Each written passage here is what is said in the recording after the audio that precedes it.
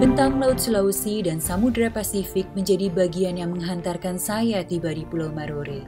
Matahari terbit dan hamparan bintang menjadi bagian lain yang juga ikut mengantar perjalanan ini.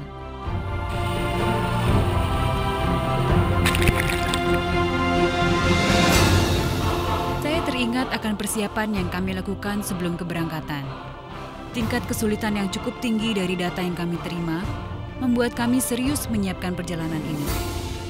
Plotting jalur perjalanan dalam peta dan memasukkan koordinatnya dalam GPS yang kami gunakan merupakan suatu keharusan. Kita sekarang udah sampai di Pulau Marore. Cuma karena gelombangnya tinggi, kita nggak bisa merapat di pelabuhan. Jadi harus menuju sebelah timur Pulau Marore, lalu satu-satu penumpang pakai kapal kecil diantar ke pantai. Kiran sih udah duluan tadi, sendirian pakai perahu kecil.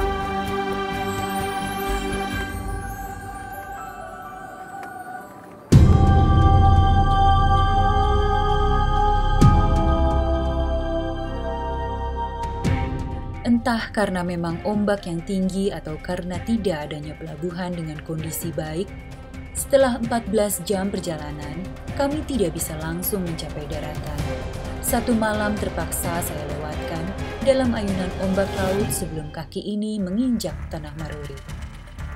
Keesokan harinya, ternyata kami belum juga mendarat di tanah Marore. Ombak besar memaksa kami untuk tetap bertahan di atas Pambo. Karena cuaca cukup ekstrim, daratan mungil ini membuat kapal kami kesulitan untuk bersandar. Dan kami pun terpaksa mencari sisi lain daratan Pulau Marore yang mungkin bisa kami jadikan tempat berlabuh. Sampai akhirnya kami menemukan bibir pantai yang relatif landai. Akhirnya keputusan diambil.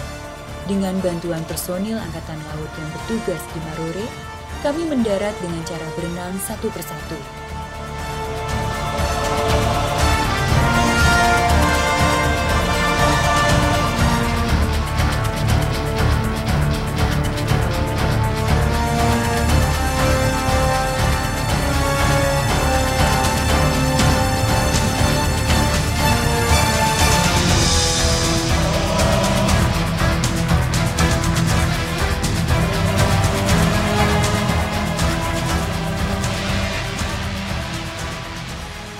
Akhirnya, kami berhasil menginjakan kaki di Marore.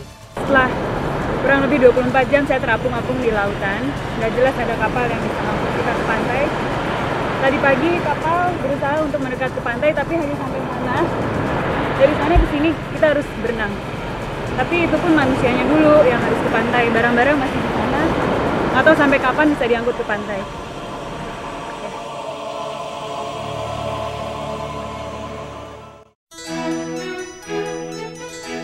Bapak Presiden, inilah bagian terluar negeri ini yang pertama saya datangi. Marore membuat saya sadar bahwa disinilah sumber kekayaan negeri begitu berlimpah. Kekayaan yang bukan hanya terkandung dalam perut Ibu Pertiwi, tetapi juga kekayaan budi, bahasa, dan budaya rakyat Indonesia.